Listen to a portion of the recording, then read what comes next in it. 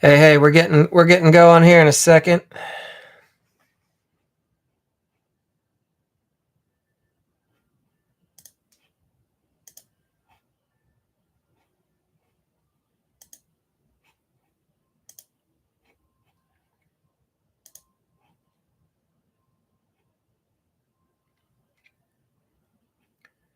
All right. Welcome. All right, I just can't share the screen in YouTube. Oh well. All right. How's everybody? All right. Yeah. What you got to going on with your remodeling business? Huh? What are you going to cause trouble with?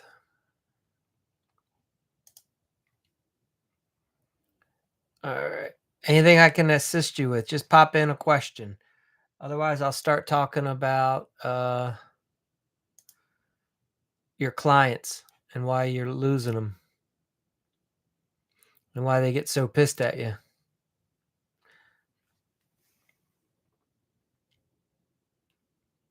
Hey, Justin. Welcome. All right. We are talking about the client roller coaster, it's called.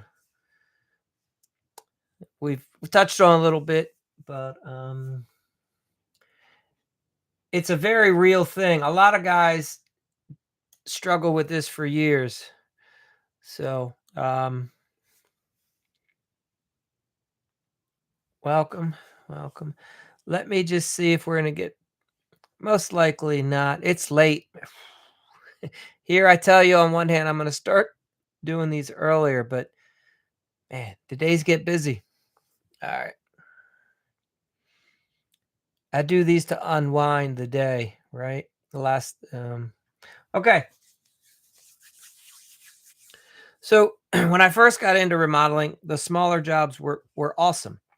I'm an even keel kind of guy. Once I have a relationship established, I like it to stay in this range. I'm not a high this way or that way type. That's not my personality, right? Some people are super feisty and then they get depressive, right? And they go up and down. I'm very even keel, and I prefer that my um, jobs stay that way. So first few long-term clients that we had, I didn't understand why the clients were doing this. They were all excited in the beginning, high-fiving, can't wait for you to get started. First couple days, they tons of energy. And then after a week or two, I was like, why are they so pissed? What happened? Like, what did we're doing what they've hired us.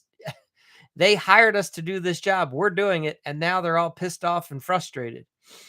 Um, and you realize, can't hear. Thank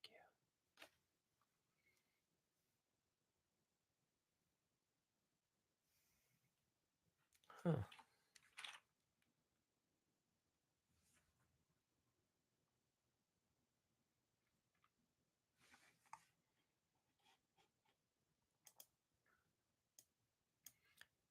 Test.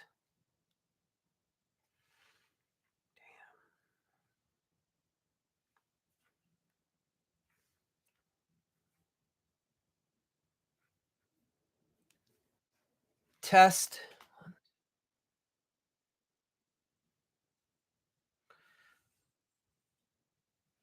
All right. Strange. Not sure what's going on. All right. Um, welcome, Justin. Been a long day for me here, so little late. Here, I tell you, on one hand, I'm gonna start doing these earlier, but man, some days are just busy, right? And then I like to do these as the last thing to unwind, in a sense. And anyhow, I got to take care of my laundry list, right? Of all the other tasks. Yeah, it does. My We ordered some furniture a while back for our new place, and when the guys were delivering it, we have this dresser. It weighs over 250 pounds empty, and it has these special feet. And when the guys that delivered it, I think what they did is, as they tilted it, they cracked one of the the wooden feet. So we had to have a new one delivered today. So I had like to run back to the place like at 12 o'clock to meet the delivery people. It's just, all the kind of things. Anyhow, so thank you for letting me know you couldn't hear me.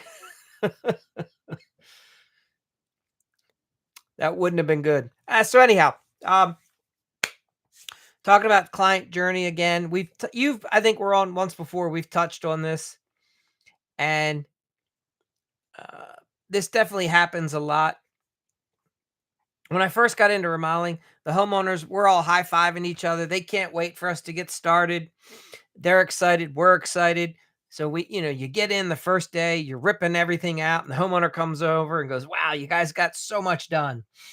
And then for the next 2 weeks, it doesn't look like anything gets done, right? Because you're making framing changes, you're roughing in all the mechanicals, you're getting your rough in inspections. Yeah, you're changing the plumbing, the electric, HVAC, you're putting in the insulation, but in their mind, nothing is happening. So I noticed that after about the 2-week period, homeowners start getting a bit agitated with you and frustrated. Also, they don't have a kitchen. And most people like to come home and and unwind. And whether you cook or not doesn't matter, but the kitchen's usually your hub, right? First thing you do in the morning, you probably get your shit together, have a drink, have some coffee, whatever it is. So we started setting up temporary kitchens to help homeowners. During the demo phase, we would cut the sink base or remove the sink base and cut the countertop and set that up usually in another room in the house. Sometimes we do all temporary plumbing, believe it or not. And so that the homeowner could still, like maybe in their dining room or living room, they could still do basic prep. We'd set up a microwave station and a coffee station usually. And that seemed to help, but it wasn't the whole shebang. It's not everything that they needed.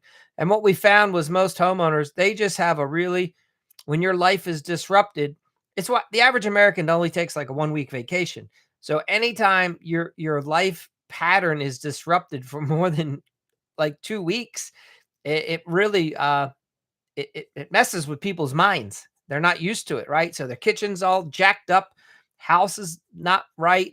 Every day that they come home in a bad mood, they can't just unwind, kick the dog, yell at the kids, whatever they normally do, because we're there and they have to be nice and they don't want to be nice and they're tired of being nice and putting on that fakeness.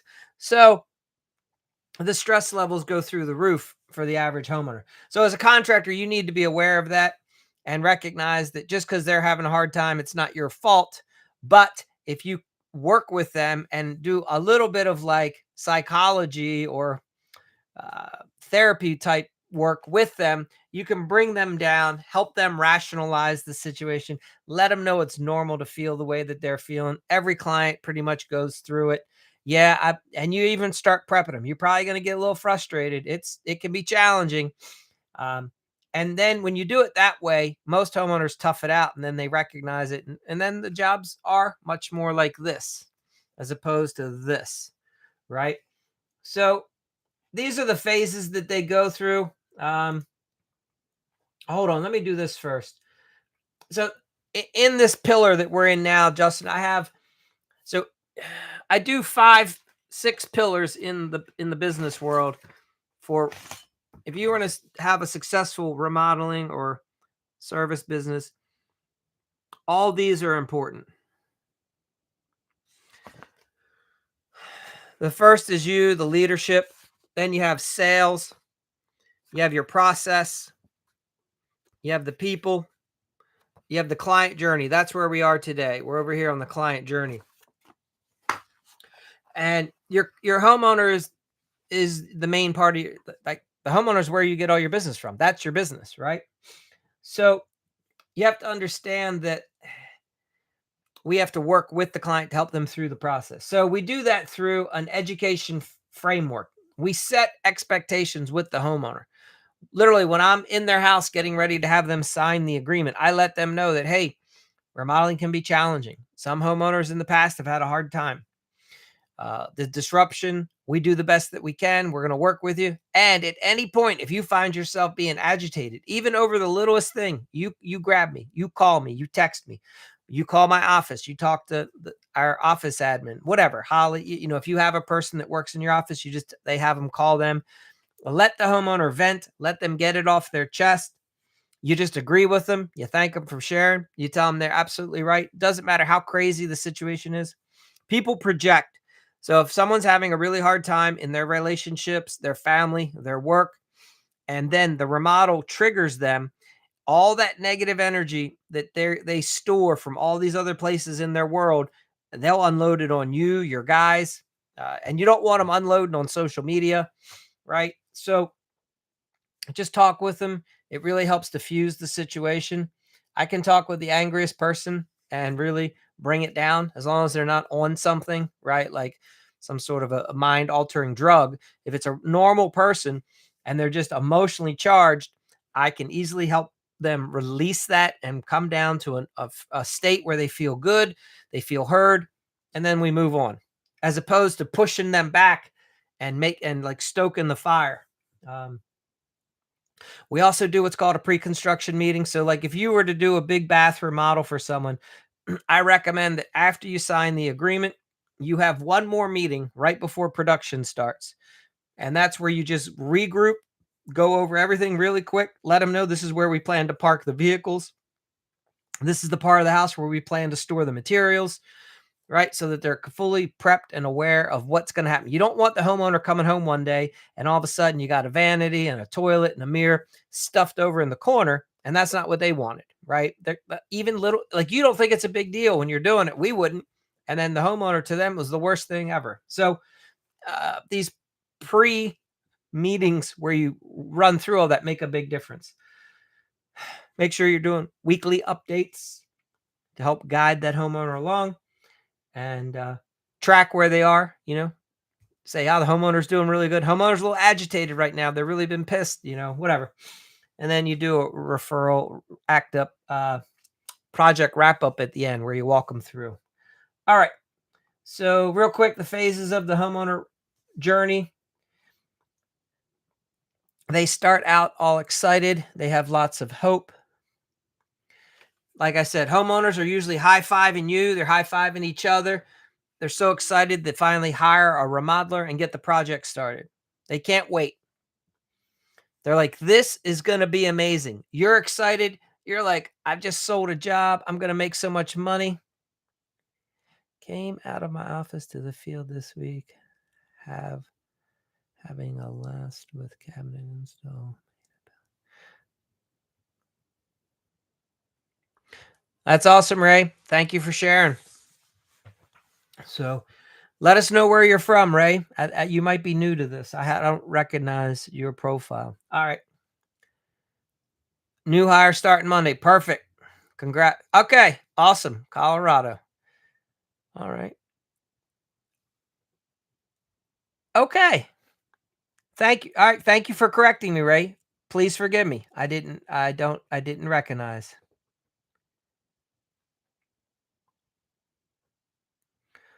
Fantastic. Okay. Very good. Well, welcome back. Thank you for coming in the channel. And so today we're talking about, do you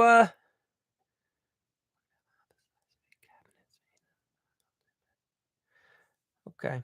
So today we're talking about what happens if you work in the homeowner's house for 2 weeks to a month or more, and how the journey. All right. Well, we appreciate you coming back. Thank you. All right. I got just a few more minutes and then we can open up. So after the high fives and the homeowner's all excited, also from your end, typically as a contractor, you've signed the deal, you're ready to start, you're excited because you're like, damn, I just sold a job and I'm going to make all this profit, right? So everybody's excited day one, or you could be scared to death. I don't know, but typically you're excited. So then as demos going through, this is where doubt starts creeping in. After about a week or two, the homeowner starts having had many conversations. All their friends know that they're having a remodel. All the neighbors know. And they're bringing up the price and how much they're paying you. And people say, well, I never spent that much for that project. And so now they're concerned that you maybe charge them too much. All right. Whereas, and you're starting to realize you didn't charge enough because all the things that you missed on your estimate. So all of a sudden, both sides start getting, you're getting frustrated because you're like, damn, I didn't bid this job for enough. The homeowner's going, I way overpaid for this in their mind. So now you start having a little bit of tension on the job site. And then usually at around that 2 to 3 week stage, that's when real panic can set in, especially for the homeowner. And they're saying, God, did we make a huge mistake? We hired these jokers. It's been 3 weeks and they're not done this project, even though you told them it was going to take 2 months. In their mind, 3 weeks is a long time. And they just want their house back. That's where they get into that frustration phase. They are tired. They are worn out. They can't be nice to you every day anymore, right? They're just exhausted. They're not sleeping well. Their routine's all jacked up. If it's a kitchen remodel, they're not eating the way that they normally eat. That messes up people's systems, especially when you start going 2 to 3 weeks. Unless they're very disciplined. But most people, when they lose their kitchen, man, it's just junk food and fast food. They don't cook anymore. If they were normally healthy eaters, that can go out the window, and it starts to take a toll on you when you shift. So anyway, understand what's happening to the homeowner. It's hard on them. And then um, they're just tired because they're not sleeping well. Right. And they have a lot of anxiety. They're like, they're like, will the remodeler ever finish this job? My God, it's taking forever. When I watch TV, it's done in a half hour. That's the thoughts that are going through their head. Now you're meanwhile like, damn, we're crushing it. We're getting this job done in no time. But that's not the experience for the homeowner. So finally, once you use in kitchens, usually once the cabinets are installed and the countertops coming in, homeowners start coming back up. They get some sense of relief. They see the light at the end of the tunnel. You, though, often this is where you're recognizing we didn't charge enough, and it starts getting frustrated for the contractor, and you're trying to hurt and get the job done, right? So there's always these roller coasters that are happening. And then the last phase is pride. You are happy that the job's done. The homeowner's happy that you're done. Hopefully, the two of you have come back together and you're high fiving and they're doing referrals and posting about you on social media, how great you are. Hopefully. So that's the journey. Just be aware of it. And your job is to help keep the homeowner. The homeowner, you want them to go like this. You don't want the homeowner to up and down. You want the homeowner each day to get, I can see, maybe steady out sometimes, then go up a little bit at the end, right? That's the emotion, how you want to help their emotions so that everybody's excited at the end, like they won the championship.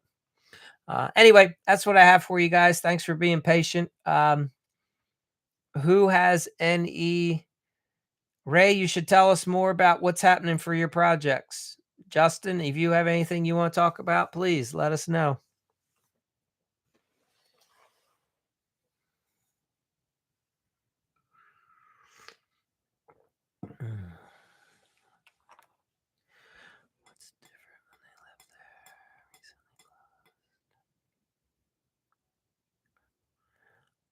Yeah, I mean, if so, I say if this help me understand if this is your question, the difference between remodeling a house or doing the project when the homeowner is living there versus if it's an investment property or vacation home, you're not going to have if there's no homeowner living in the house.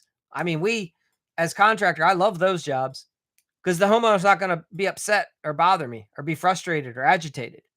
They just want what we do is we send them. We have a portal where you get photos and maybe some video and little updates. So they don't if that's not their main house, I haven't experienced problems. It's when it's their main home. Yeah. Okay, use company. Perfect. So yeah, okay, you have to understand the personality of the client. There are some people that are just nervous Nellies. They're worriers. Okay. So sure, some people they might go through that, but not to the same extent when you're remodeling their main kitchen or doing a huge master bedroom addition, right? And they're living in the kids' room and they put the kids in the basement, so the kids love it, but the parents can't stand it. So, yeah. I mean, if they're waiting on you to finish the job and they're like living around the corner and they can't wait to get into the house, yeah, they're going to get, if it's a long term project, you just have to be aware of it. And what I mean is, in my opinion, the best thing a remodeler can do is be a really good reader. You become real good at your behavioral analysis. You're able to understand personality, and you find people's set point, and then you look for when they have big deviations one way or the other. So if the homeowner was always at a certain level, during the pre-qualification phase, during the agreement signing, during the pre-construction, the first week, and then all of a sudden you notice that their personality is different, their attitude, their energy's changed. The best thing you do is just bring it up and say, "Hey, is there, are you frustrated with the remodel? Is something going on? What is it that you'd like to share with me about the process?" You want to address it somehow. They've come down, they've seen our speed, less on our backs. Yeah, absolutely. Ray, if you can, if you have a calendar that you share with the homeowner, hopefully you do that. I find that so it's one thing to tell a homeowner it's going to be like 6 weeks to do their project. Yep. It's another when you can show them a calendar and they see the 6 weeks, and then you let them know, hey, this week we're doing framing, right? Next week, I got we're getting the rough in for electric, plumbing, HVAC, whatever. And then that's what I find works best, is to give them a heads up what's coming. This is what we finished today. Hopefully, your schedule has some buffer days in there so that you always are pretty close to where you should be. And I always let them know, folks, if we're a day ahead or a day behind, it's going to ebb and flow. We just want to look at the recap. Every Friday, we're going to regroup and see where we're at. And that's the day I always tell them, we're going to look on Friday. We'll see where we're at. And that'll let us know what's on tap for Monday. That's all you can do. One day at a time, one week at a time.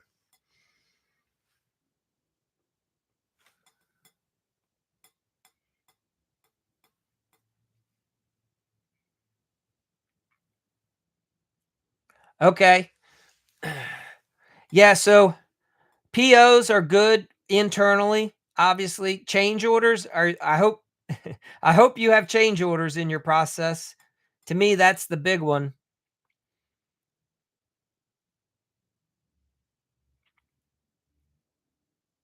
Okay, good.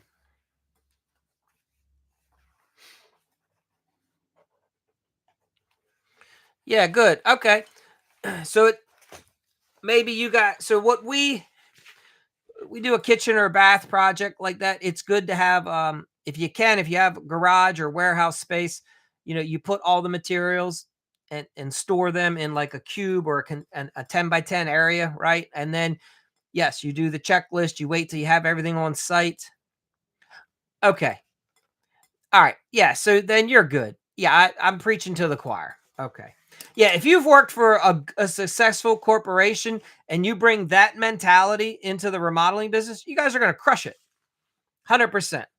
You're already doing like 10 times more than any other contractor. Yeah. Divide and conquer. Yeah. You guys are going to crush it. 100%, Ray.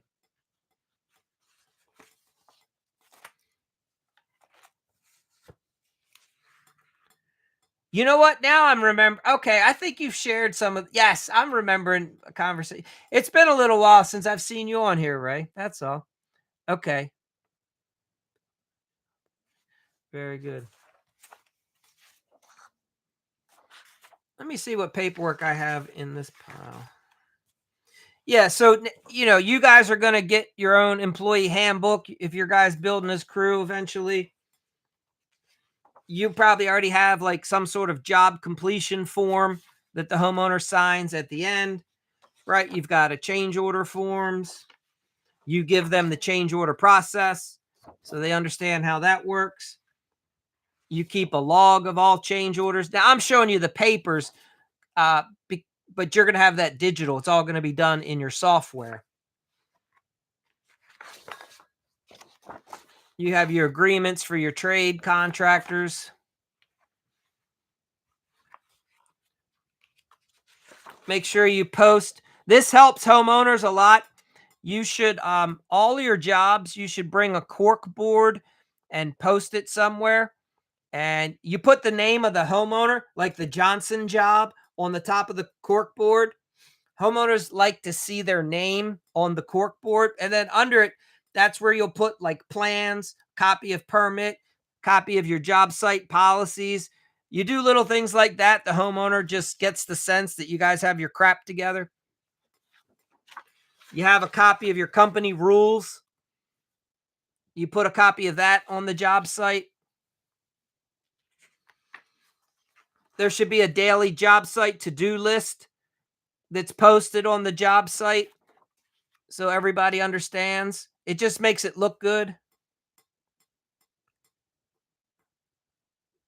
Right.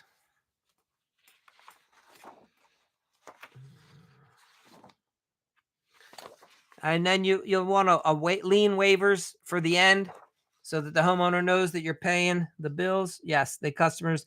Yeah, when you show like these are all so simple to implement. You know what I mean?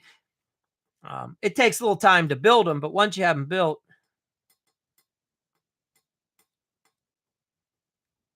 correct. Yes, it all should be part of your presentation when you're I like to hand homeowners a physical packet when I'm at their house discussing the project. And I'm like, look, Mr. and Miss Smith, we do things a little differently here. It works for some people, it doesn't for others. I'm letting you know how we work now so that if you're uncomfortable with this kind of stuff, it's all good. And I can move on and you can like, I'll go look for the next client. You can go look for the next contractor. And then when homeowners start looking at it, I'll go, I'm sure your other contractors that you're getting estimates from, they shared this same stuff with you, right? And I know they haven't, but I act like they should. And I'm like, oh, interesting. You mean they don't have company policies? They don't have job site procedures? Huh. I wonder how they keep their guys accountable. I wonder how they get their jobs done on time. Right. And you're just throwing out little seeds of doubt the whole time you're there that they shouldn't be talking to anyone else but you.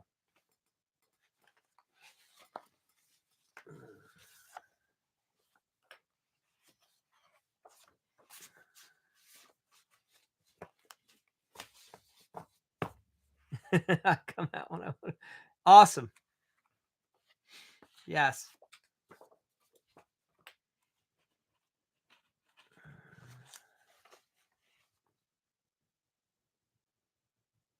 Very good.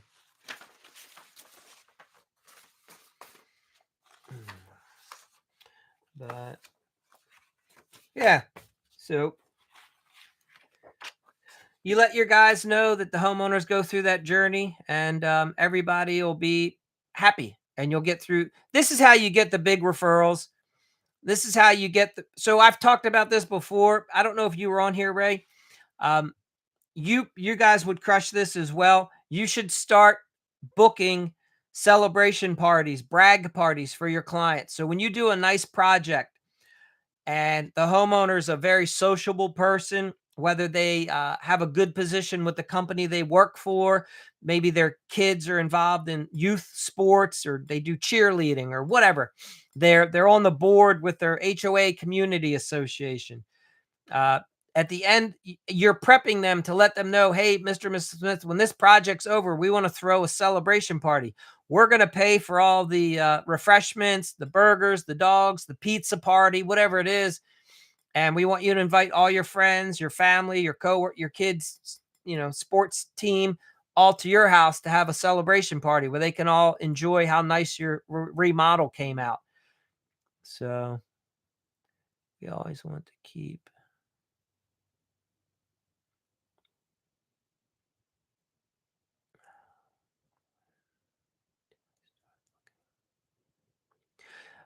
You, I think once you guys can get to your first, so if there's two of you selling or doing the business, I would have an admin person within 6 months, or once you hit your first 250,000 to 500,000 in sales, I would get an admin. I'd be looking You should be looking for an admin now.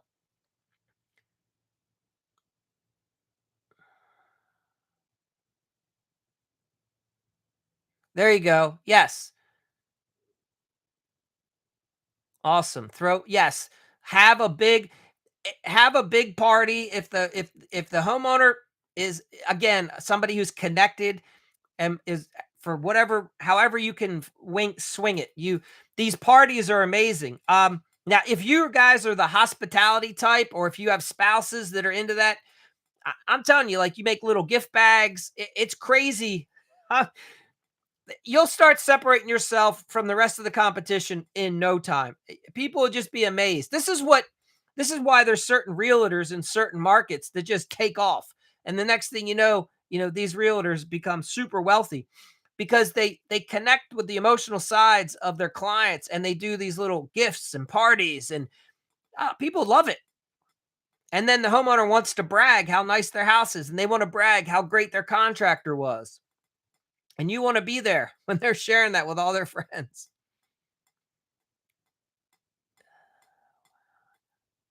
Yeah, yeah, post photos. I did this. Yeah, all that kind of work. So, but yeah, so this is how you boost.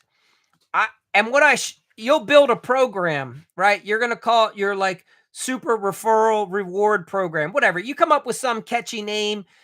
Maybe it's off of the area that you work in, or the business name, what you do as a company. Hey, Justin, welcome. You'll set up a referral program. You don't give the people money. If the people wanted money to give you referrals, they become a salesperson for you. You give them experiences, like nice gift cards to or like a restaurant experience or a day spa, things like that. A big screen TV. If you're building outdoor living spaces and you make them an outdoor bar, if they give you like 3 solid referrals that land, I would be bringing over, a flat screen TV for them and installing it out, or whatever, an audio system, you know. Yes, take them golfing. Yeah, fishing, golfing out your way, like snowboarding, skiing, horseshoe, or snowshoeing.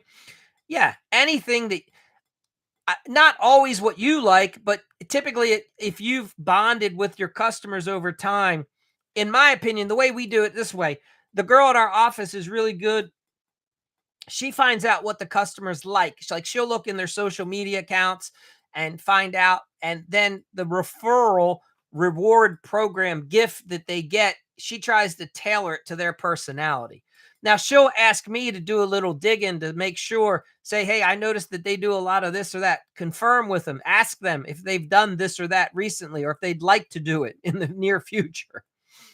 And then once we get, a connection, I don't tell them I'm going to give them a present. I just ask some, basic questions when you're communicating with them that are random at the moment. They don't understand why I'm asking. And then that way, your reward that you give them for the referrals or for throwing the party, it just lands that much more solid with the homeowner.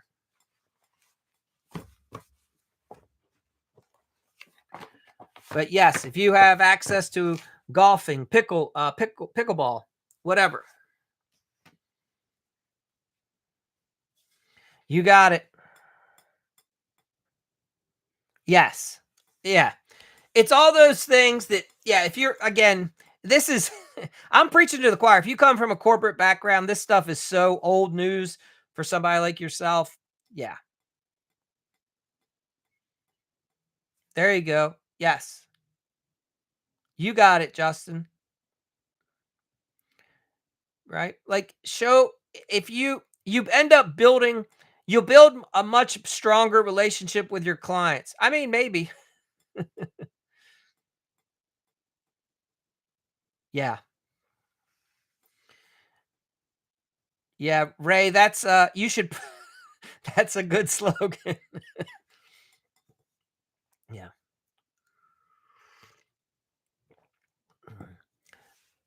Yeah, Ray, there's these 2 guys not that far from me. They have a similar setup to you. Their first, they were a little slow. It took them 10 years. The one guy ran all the crews, worked on site all the time. The other guy was more the management style and did the selling. Um, they're now doing 30 million a year. It took them a while. They struggled at 5 for a long time. I met them when they were in the 5 range. We got them up to like 10 to 15, and then once they got comfortable at 15, they were able to get to 25, 30, no problem. Anyway, you and this other guy, you'll need to get up in the 3 to 5 range, and you'll be able to do that probably within 2 or 3 years easily, maybe quicker. You have to see how talented you guys are. So, no, they actually they don't. They're a full service remodeler, all right? But yes, they so kitchens, baths, additions, but also windows, doors, siding, decks, outdoor living spaces, basements. They've What'll happen is you'll do this as well. Um when you first start, you'll pick your main thing. All right. You have to advertise for like one or two main services. So maybe it's in Colorado, outdoor living spaces are huge right now. So I don't know if that's your market or not, but kitchens, decks, whatever. But you run a campaign around one service at a time. And as you build up a good referral base for that one service, you hand those clients your laundry list. Hey, we also do baths and decks and da da da da da. That way you keep getting the repeat business. But in my opinion, you want to get known for like one thing as quick as possible. Um, yeah, so and you might want to consider going the design build route. I don't know the demographic that you're shooting for. Um, But, from what you're showing me here, so I started out very similar like what you guys did, and within 6 months, we brought in design build, and that really was able to, I guess, say springboard us into much bigger projects. Yep, and just Christmas lights are good money too, man. It's easy money. Christmas lights, there's a lady, she makes millions a year, and she does porches for pumpkins. She just runs around and does pumpkins setups for Halloween, right? I mean, any of these things, if you're willing to just go out and work, there's money out there. You just got to find your thing and, own it, put a stamp on it. Yeah, Halloween setups, huge. Have you been into these big box stores? They're selling these monsters. They're like $500. In my neighborhood, some guy has got like $4,000 worth of this stuff. I got to watch what I call it. Eh, I mean, he's probably spent 3 to $4,000 at the local big box stores on Halloween decorations. They love it. It's like one of the nicest houses in the neighborhood. Crazy. They literally had to put in a 10 by 20 storage garage unit in their backyard just to store all of their Halloween decorations for every year. Every Hallmark shop. Yeah, exactly.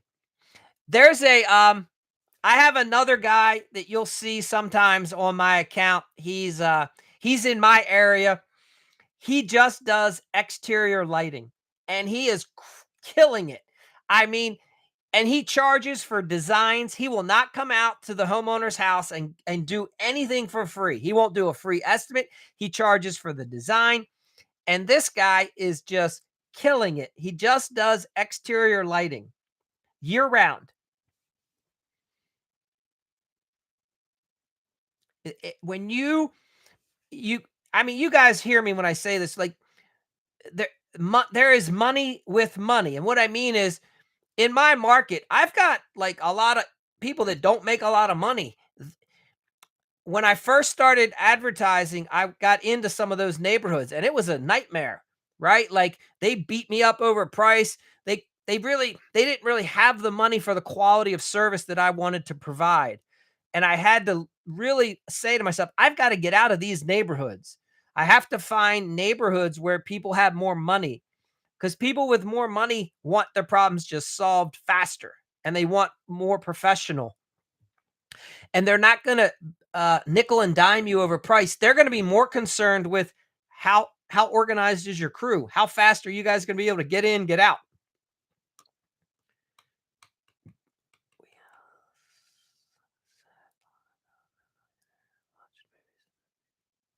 He watched Windows.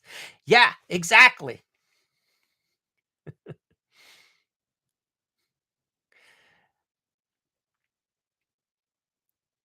Yeah, that's the thing. So like, uh, people with money value their time, right? And they value the experience. They want you to just provide them with like the concierge service. They want you to make it as easy as possible for them to do business with you. And they have the money, and they're happy to pay it. Some of them are bored and they just want to spend the money. They want their house to look the best. People will pay you just to come in and decorate their house throughout the seasons. Justin, if you get in with these lights like you're doing now, you'll find all the different holidays you could start coming up. That's where people come up with these subscription type plans, right? You tell the homeowner, hey, look, if you hire me just for one or two lighting events, I charge this, but I'll give you a package. I'll come out and I'll do your Halloween lights. I'll come back, I'll do your Christmas lights, and then find another holiday or two for them. And then you can offer them a package price for all of them.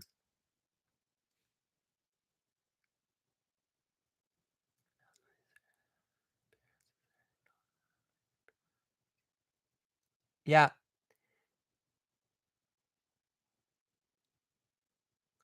Yeah. So, Justin, you bring up a huge, man, you guys are good. You're taking away all my best. Yeah. A bundle. Exactly. A bundle. Thank you, Justin. I'm gonna call it Jay Allen. I'm gonna say Jay Allen because I got two Justins on here right now. Um, Homeowners will they they do like to buy more. Also, if you come across the homeowner in a neighborhood who has to have the latest and greatest, and theirs has to be the biggest deck, right, and the nicest backyard, and they have to have the fanciest kitchen, man, if you're estimating a project, you want to do whatever you can to land that type of client for that project. Um, Work a deal out with, if whatever their objection is with you, do what you can to land that job, because if you give a little bit to get a client like that, if you have to, I would offer that you work out some sort of arrangement where they connect you with all their other people. And I give you an example. I did a basement for a guy out by like this nice area around us, all all $1 million homes. And him and his wife were both Microsoft or Google programmers, and they were from a community where that's all that they knew. He got me into like 12 different houses, and he would say, I'll meet you there. And he would have coffee or tea with the homeowner while I'm doing my presentation talk, and then they would sign up the job. I mean, it's crazy. He was selling the jobs for me. Now, the arrangement I worked out with him was I would do some miscellaneous projects at his house for every job that we landed. Like he was basically like a salesman for me. I put in crown molding in his kitchen. What else did we do? I don't know.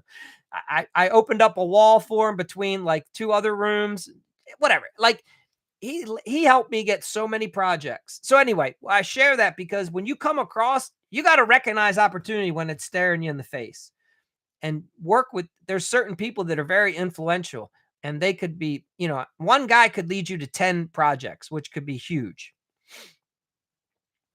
So,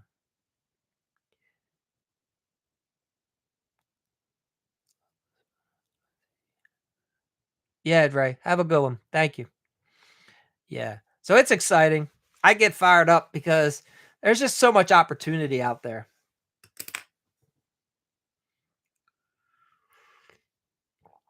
And I know it feels challenging in the moment, right? Like you get up tomorrow, first thing in the morning, you're tired, you got all this crap to deal with, but man, it does pay off at the end of the day. It can be a very rewarding career.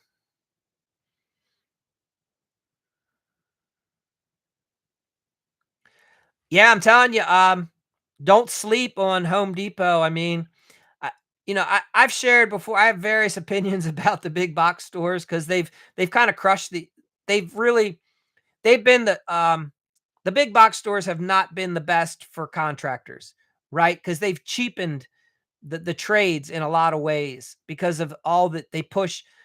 It's not their, I mean, they push DIY, right? And they make it seem like everything's so simple and so easy that homeowners don't often might not value what a remodeler or tradesman can do now, because of, and whereas years ago, you a homeowner would never drive up to a lumber yard or a distributor for certain supplies. They would be too intimidated. They wouldn't even go in there, right?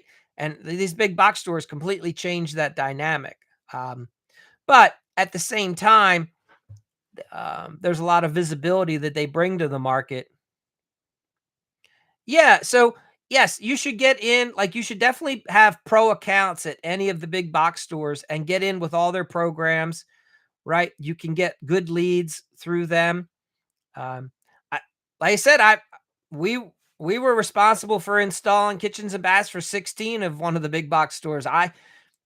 You can make a ton of money with these big box stores, okay? So, I would tell you, yes, you should take advantage of any opportunity you can get into. If you're gonna do installs, just be cognizant of where you fall on the totem pole, and what I mean is there's gonna be the prime contractor that has the main agreement to do the work in a certain area with a certain store. Often that contractor obviously, they just have the relationship with the big box store, so they land the contract, like, to do all the siding, windows, doors, kitchens, baths, whatever.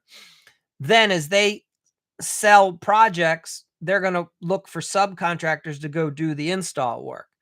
And then some of those subcontractors will then look for subcontractors to go do the install work, right? So if you're gonna there is money being paid, you just have to figure out where are you gonna fall. Because some guys end up falling weight, like it's been subcontracted to the subcontractor to the subcontractor to the sub, and then there's like no money for that guy, the one that goes and does all the work. So be cautious. That's all. But yeah, what Home Depot is doing is, especially for, I mean, electrical and plumbing, to offer that training for free. It waits to be seen how it rolls out, but I they're looking, look, make no mistake about it. They are wanting a foothold in the future. They are doing this to build up a loyal base. They want all the young guys that are coming out to be branded with Home Depot, right? I mean, and if you think about it, look at it this way. The where Home Depots and Lowe's struggle right now is they don't do well typically with those trades because there's so many distributors. There's electrical supply houses, there's plumbing supply houses. So make no mistake about it, Home Depot's strategic. The reason they're offering all that free training is they want that business. They don't want electricians and plumbers going to their supply houses that compete against Home Depot. They want you going to Home Depot.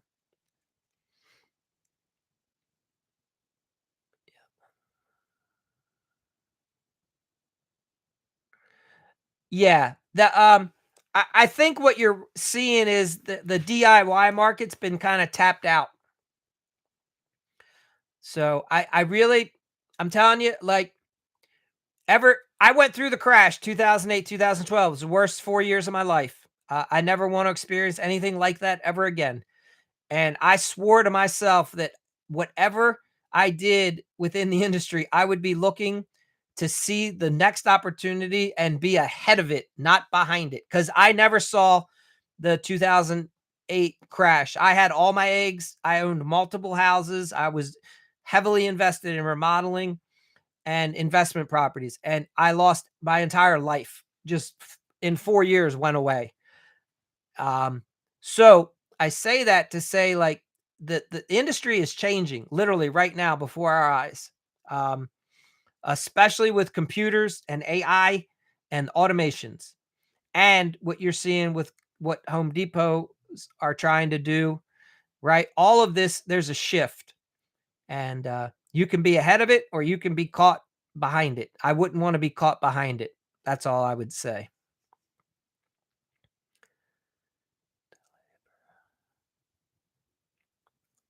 Hey, life with risk. I mean, yeah, I mean, if I follow what you're saying, my experience is the install price that you pay to have Home Depot or Lowe's, what you pay the store is not cheap. Now, I'm not saying what they pay ultimately out to all the subcontractors is the best money, but I mean, I think it's $1,200 to have a front door put in, but for even from the big box store. I think the only thing they discount really that's kind of crappy is just the storm door. But even that, I mean, 300 bucks. I don't know. I think they often discount it because they're getting kickbacks from like Anderson and Pella to sell their storm doors. But for the most part, the big box stores, I can tell you in kitchens and baths, they pay very well. Okay. They pay very well. You have to be efficient though. Here's the thing. The reason why a lot of guys fail working for the big box stores, they're just not efficient. You have to be a specialist. If you're going to install and make money from a big box store, your vehicle has to be set up for efficiency. Everything you have to have in order of the way you do it. Like when we do the kitchens and baths for a big box store, our whole warehouse, everything is set up with a process. The way we measure, the way we sell it, the way we stock it, and the way we install it. You have to be efficient because you have to get in, get out as quick as possible. You don't have all this wiggle room to be dilly dallying. Like most contractors dilly dally half the time, and it takes them twice as long to do a project. Yeah, yeah, and yeah, it's almost not worth it. Yeah, and their theory obviously is they're selling the damn dishwasher, so they're making the money there. They can afford to do less on the install, right? Yeah.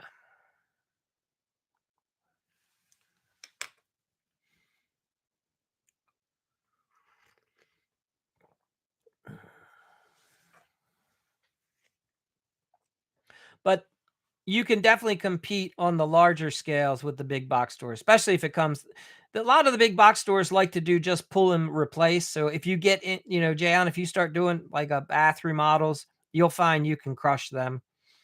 Uh, for the most part, most of our projects, it was a lot of pull and replace work. We didn't, you move some things sometimes, but people typically aren't going to a big box store to do a huge renovation. That's why I share with contractors you really should get into the design build because you can then you're not competing with a lot of these other guys like big box stores. They don't want to get into all that. They want to be in and out as quick as possible. So whenever and so for instance, if I'm the contractor and I have a homeowner that wants to do a kitchen or a bath, I can tell you right now, I'm sharing ideas about how we move all the fixtures because then I know if we can get them on board with moving fixtures, that my competition, I can start whittling it away. The amount of guys that are going to be able to do that job. If we're moving the bath or moving the wall, um, you're going to have less competition. But if you're just trying to compete for a pull and replace, that market's tough at times.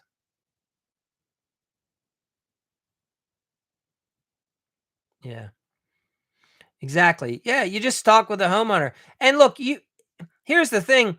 I've been in thousands of homeowners' homes. So when I've seen so many different variations that when I'm in someone's house, I can usually assess pretty quickly. That's a basic builder grade kit bathroom. Man, I bet they would love it if we put this here and we did that there.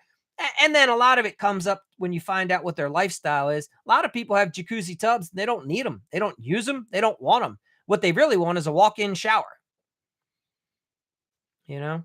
So if you can help them see the vision to something new and you're moving some fixtures, you don't have to move every fixture. You just want to move a couple. Yeah. Yeah, these like and these zero thresholds are like real trendy. A lot of people love that. So, but the walk-in shower, if somebody has a huge master bath suite, with the soak-in tub and all that, they half of them, I mean, some do, but a lot of them don't. And even then, still, you can sometimes still put in a walk-in shower for them or a steam shower. But we put steam showers more often in like well, in my area, we have basements. So I put a lot of steam, we do a lot of steam showers in the basement for people that are into like fitness stuff, they, um, that's another thing you can start talking to people about. You ever thought, sometimes they call and they want the steam shower, so it's not that bad, but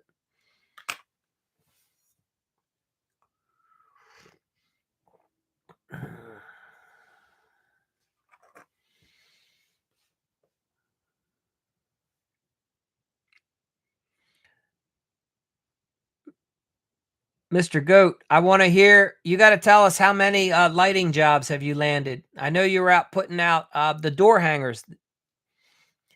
How's that? Is that panning out yet?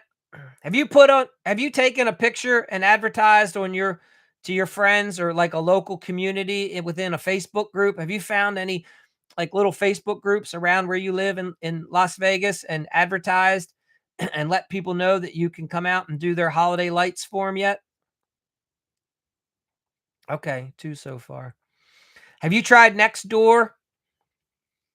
That you don't have to pay for it if you just post. Okay, yeah, so if you what you should did you just get married, by the way?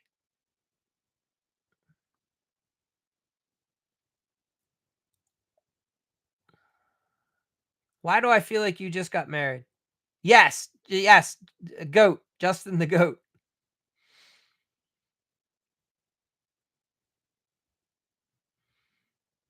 No? Okay. Um, my mistake. Somebody else.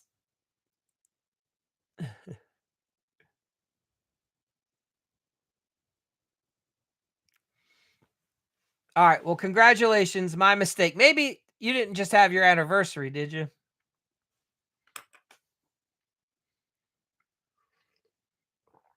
All right. So, if you have a spouse, oh, maybe I might have seen something that was your anniversary then. Please forgive me, my mistake. Happy anniversary. Uh, 4 years is awesome. That's great. Where I was going with this is your spouse, if they have them get on a couple Facebook groups, like a mom's group, a knitting group, I don't whatever, a gardening group for your local area. And if you are able to, if you can have her post a picture or two of like a lighting display that you've put up, you'll be shocked. You might be able to get a bunch of business from that.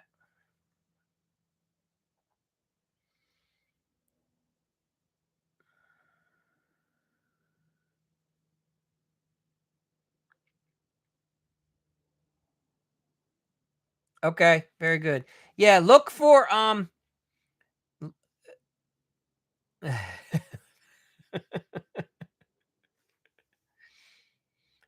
yeah, that's awesome.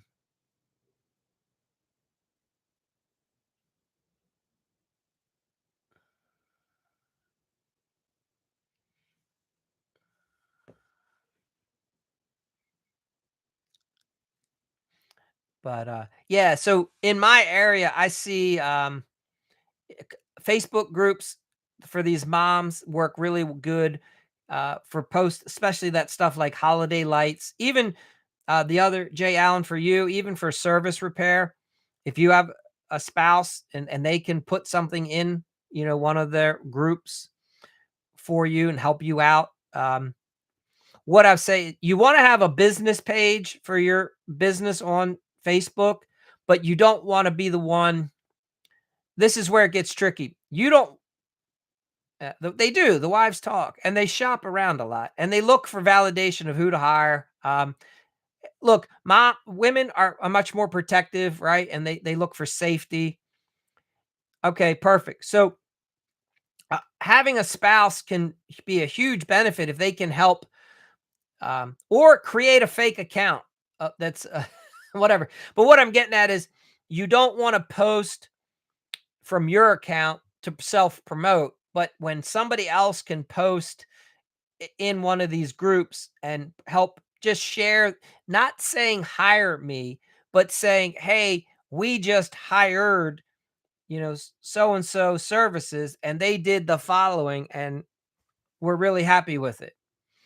And everyone will want to congratulate him and thank him. And then other people will be like, wow, we want to get that. Who did they hire? You know, and then usually in the comments, you can reply back to somebody. Yeah, it all works. Social proof is huge.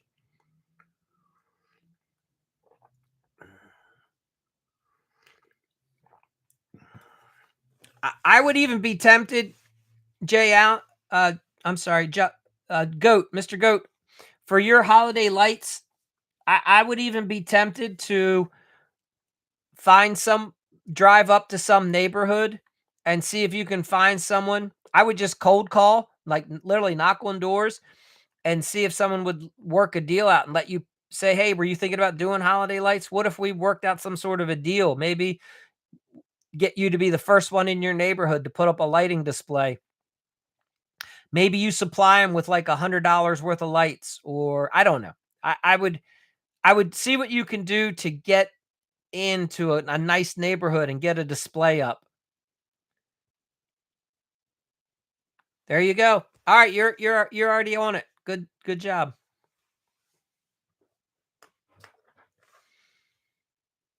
Yeah, one of the one company we do some stuff with, they're always offering. They tell homeowners that they need a homeowner who's willing to trial like a new window out or a new kitchen display, or uh, it's always like if they're always trying to find that homeowner who wants the newest, latest, and greatest. That's their marketing shtick campaign, and it works pretty good because if they can get that first homeowner in the neighborhood to try something new.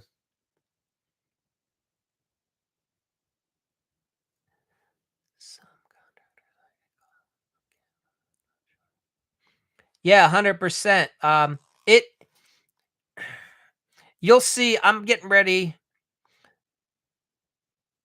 Uh, Jay Allen, you're yes, 100% correct. You nowadays, this is what happens if for you guys, and I'm sure you understand this. You do work for a homeowner. The neighbor says, "Hey, Joanne, who did you have come out and do that plumbing?" And Joanne tells her neighbor, "Oh, I had Horseshoe Plumbing come out." And she goes, "Awesome." So then she turns around and types on her computer, Horseshoe Plumbing, Texas, and then looks to see all the stuff about you online. And if she doesn't see at least a web page, hopefully a couple posts on an Instagram, maybe a Facebook page, then she's like, "Well, I guess I'm not calling Horseshoe." And she goes to the next one. And you don't even know that referral even happened because they don't call you because they couldn't find any information about you if you're not on Google, right? If you don't have a Facebook page. Yes.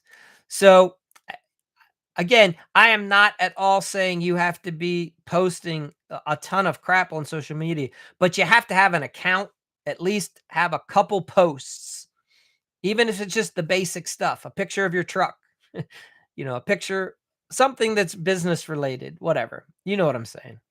But that's the first place the homeowner goes to get a feel for your business.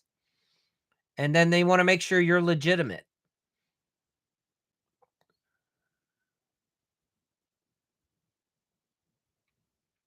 Yeah, I mean, look, so we still live in a time where like my parents, they didn't Google when they wanted a new front door installed. They didn't Google, They went with a flyer that they got in the mail from a contractor. That's who they hired, right? But my parents are in their 70s.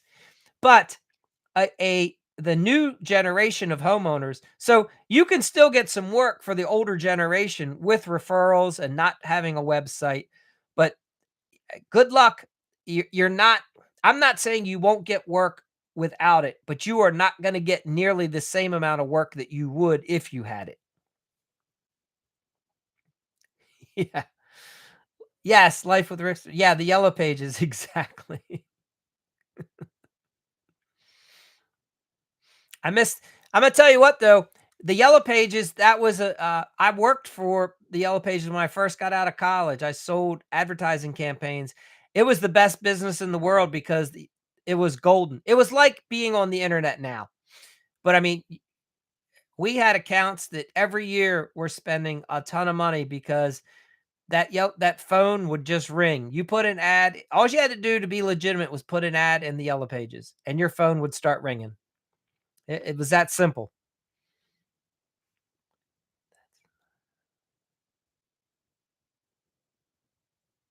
Yeah, retirement communities could be yes, absolutely.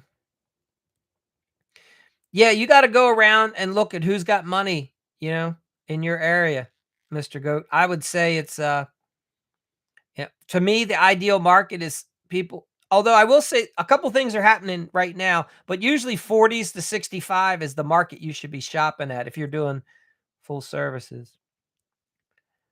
Yeah, the penny saver's not too bad. Imma tell you, if you guys have the mail value pack, it's called a Val pack. It's uh it looks like a big dollar bill, and they put a bunch of them in there. We've done those, they work. They work real well. You have to do them for several months, though, you just can't. Yeah, you have but, alright, so yes, and you have to budget for several months, okay? So, it may not be where you're at today, I get that, but you have to be in there for, like, 6 months.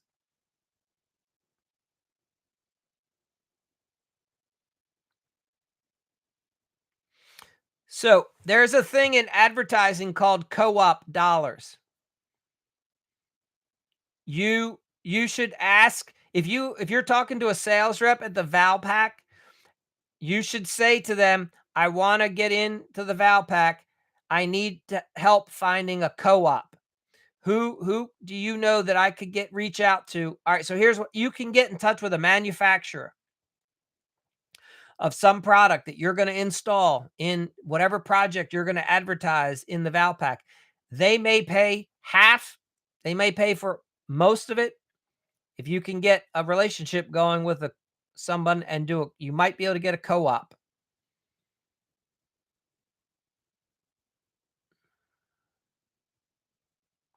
You would just install their product on the jobs that you land.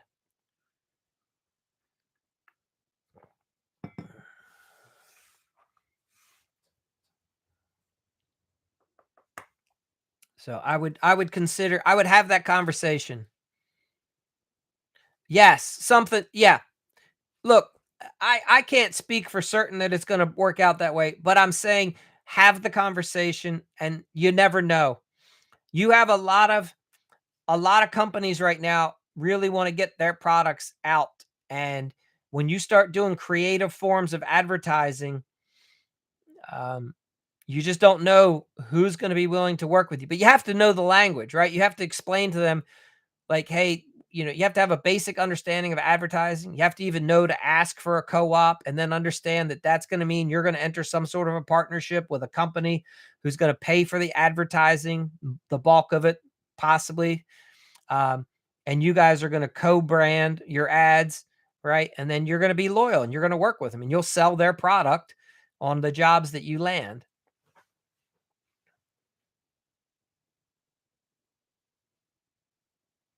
Yeah, so this is how some of your big companies have these huge marketing campaigns. That's why you see their ads everywhere. They're often getting some of them are getting co-opted from somebody else that's helping pay for it to get their product out there. So you might want to look into becoming a certified installer of some certain product that works in your area.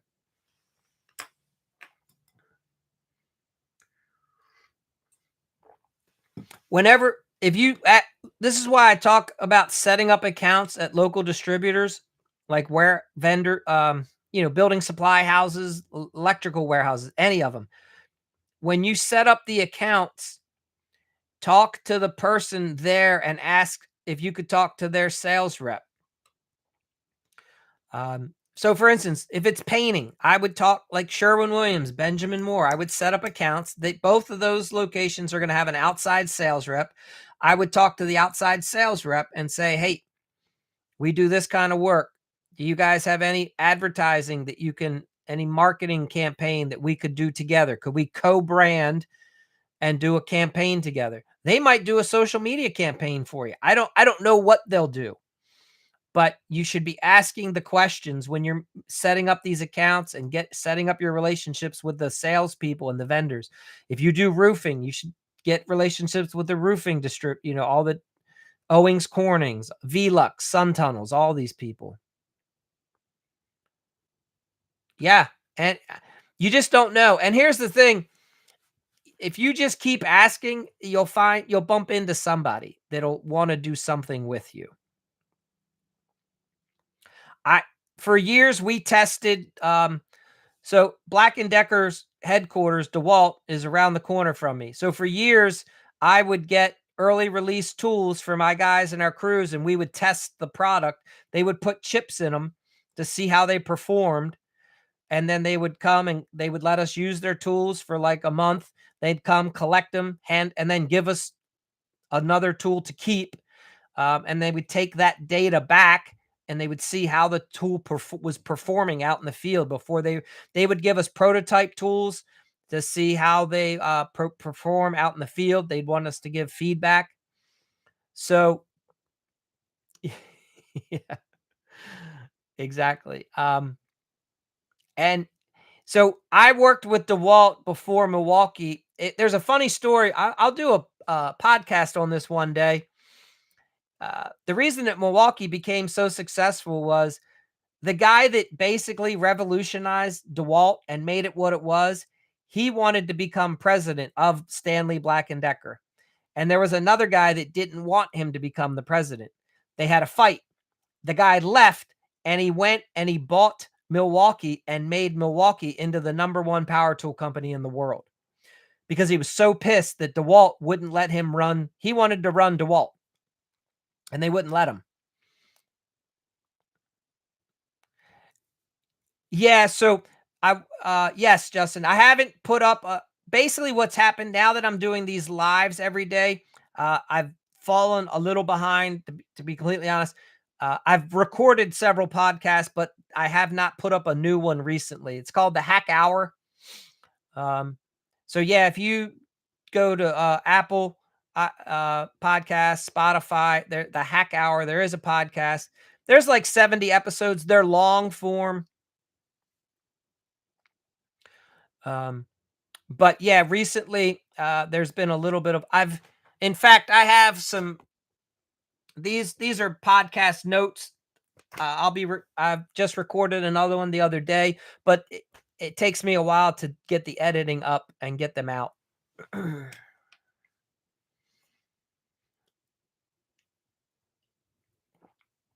But here's another thing you can look at is if you like a certain company's tools, if you're a DeWalt guy or a Makita guy, if you start to get some sort of a following on social media, you can get stuff from them. I'm not, I don't, if you live near some distributor where corporation is located where you are for some product, I would go one day and just drive to the corporation and introduce yourself, wear some nice clothes and see if you can talk to one of their product reps. See if you can become part of their test program. A lot of these companies need contractors to work with to help them test new products. And then you can use this when you're meeting with homeowners. You can explain to them how you have a connection with so and so company, and hey, we could, this bathroom you want to do, we could do it with this new product if you want to be a test person. Yeah, exactly. Exactly. So, I these are like outside the box ideas that the average guy is not doing. And again, it's just a way to get you separated, like Weedy Pans. If you guys do bathrooms, the Weedy company, we had a real good relationship with them down about 40 minutes away from us. I'm telling you, the guy would come out and the distributor, the main guy, the salesman for our area, he would come onto our jobs and install the pans for us. He would teach our crews how to do it. So you there's a ton of resources available to you guys when you just present as a little bit more professional, as a business. The resources that you can start getting your fingers on, it's insane. These companies are dying to work with professional remodelers, people that take the business serious. They'll invest in you when they see that you invest in you, right? But if you're not willing to invest in your own business, they're not really looking to invest in you, if that makes sense.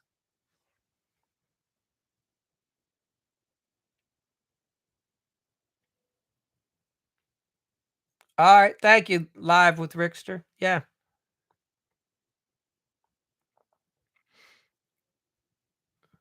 Appreciate that. Yeah. Let us know where you're from.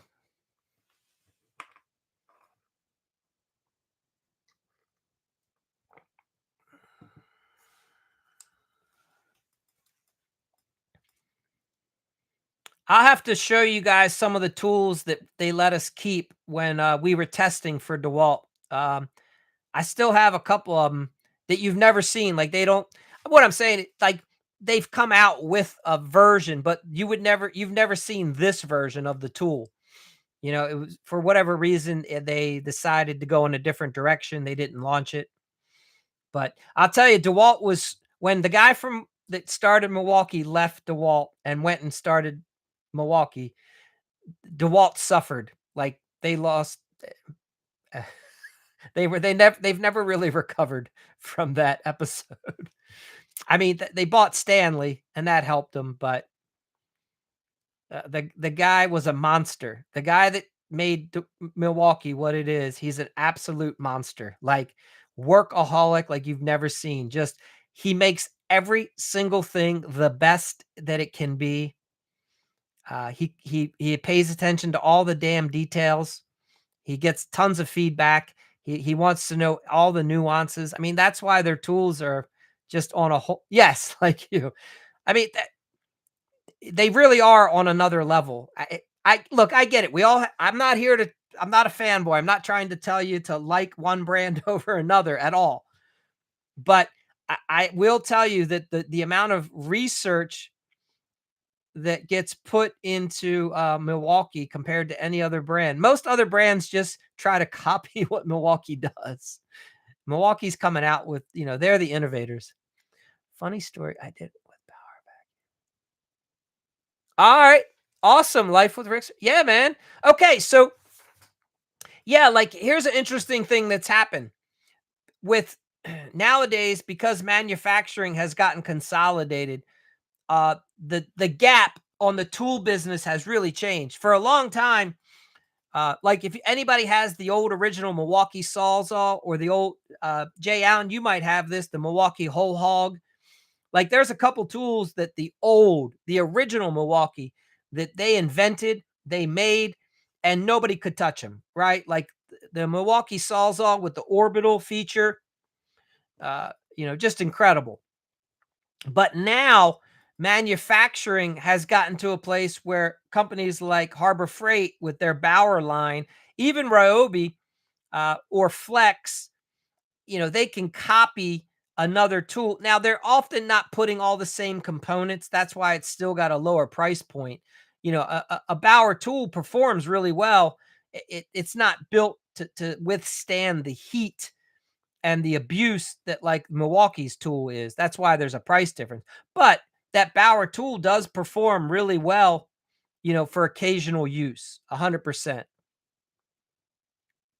Yeah. Yeah, the whole hog. Yeah, it's a, it's got a handle on the top and a handle here, and you just push it. So plumbers use it. That's how they rip through the joists with their, because they gotta you guys, gotta put in, like, vent lines and drain lines. You gotta drill 4-inch holes. Yeah.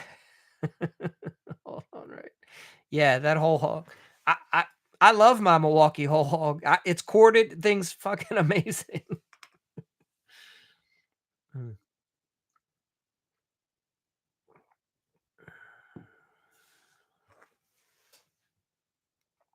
so,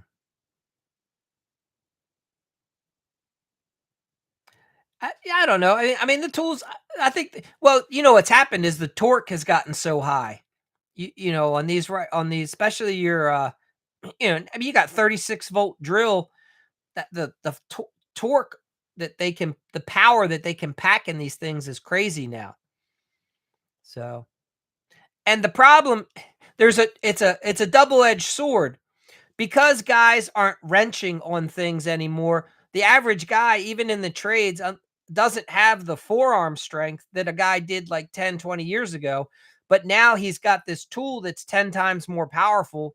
So, I mean, sometimes that's a rude awakening, right? Because when you grab the drill every day and you're never really like wrenching anything, it's you don't build up that muscle the same way. I'm not saying I would wrench it by hand. I'm just saying you got to be aware of it. Yeah,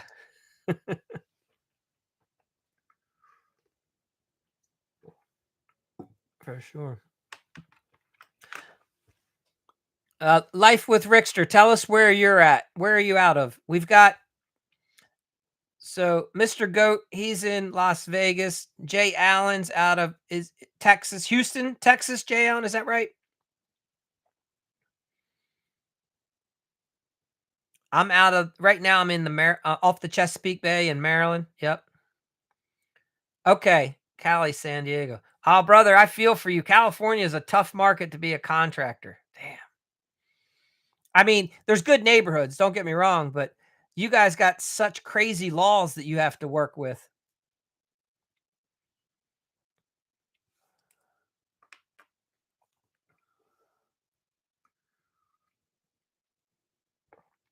Mm,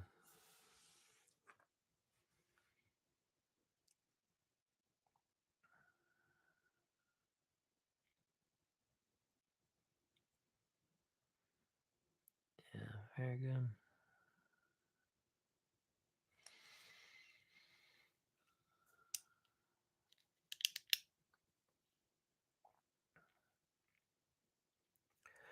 All right. So I think we're gonna wrap up. You guys have been awesome. I think very cool. What go when are you going down to Tex- Texas?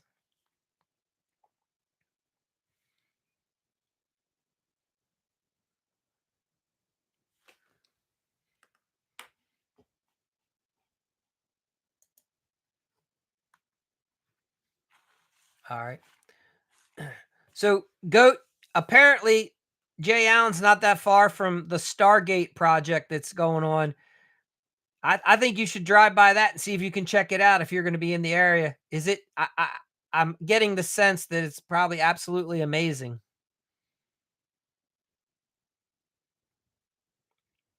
Yeah, Life with Rick. Thanks for joining.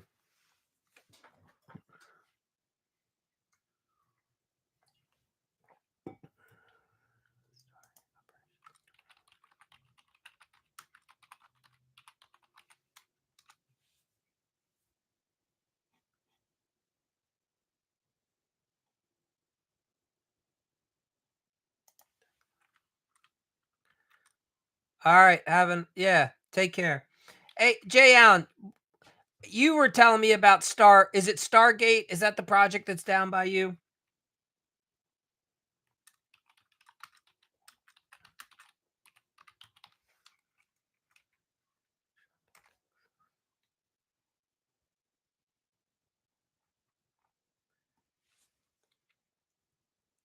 Were you talking about Abilene? Was I were you and I talking about Abilene, Texas?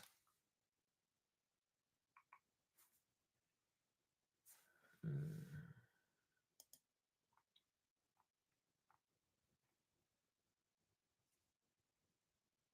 all right.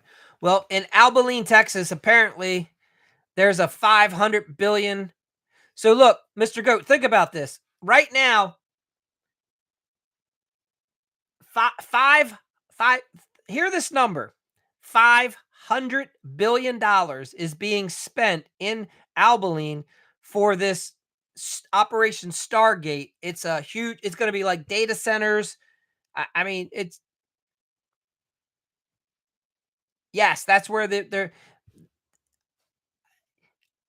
I've only seen like a couple pictures, so I'd like to. I don't know if you can drive through it. I don't know if it's restricted. I don't know much at all.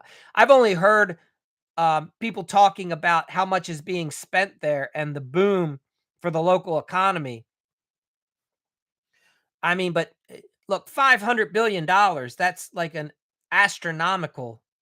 I mean, $500 billion is being spent in 4 years. It's like 100,000 jobs are right there, right now.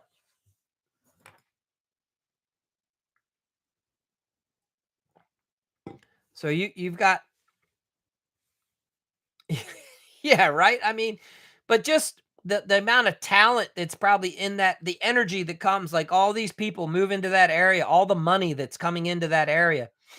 The you know somebody's going to have to. People have companies are going to have representatives that have to live in that area for some period of time to do something. And these people are getting paid good money. Damn. So go. You should post some pictures about what work you already have about the sphere. That seems like an amazing project.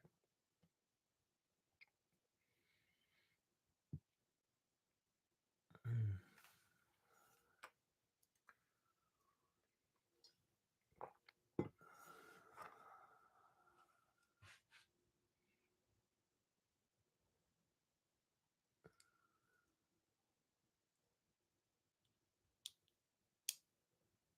I hear the sphere is struggling with its concept. All right, yeah, you should. I mean, that's an iconic project, the sphere for sure. I mean, I know it's struggling a little bit right now, but it's kind of a. It's still extremely cool.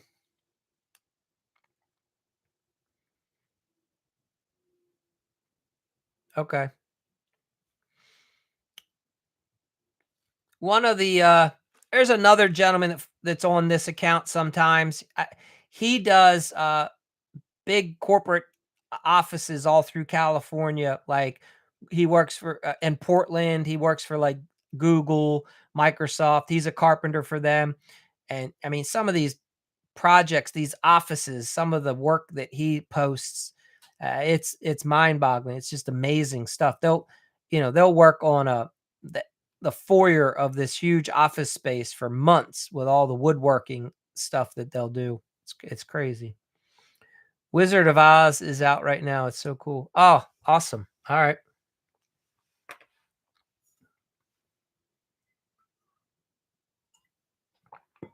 Mm, all right. Well, listen, you guys later. All right. You guys have been very cool. I appreciate the again, I know it's frustrating to have to type on the phone. Thank you. Appreciate you being here. And hopefully everybody walks away with a couple good ideas if they want to make something different about the business. So have fun. It's Friday, right? Get out there, have a good weekend. I'll be traveling over the weekend, but you guys have an awesome night, and thank you so much for being on the live.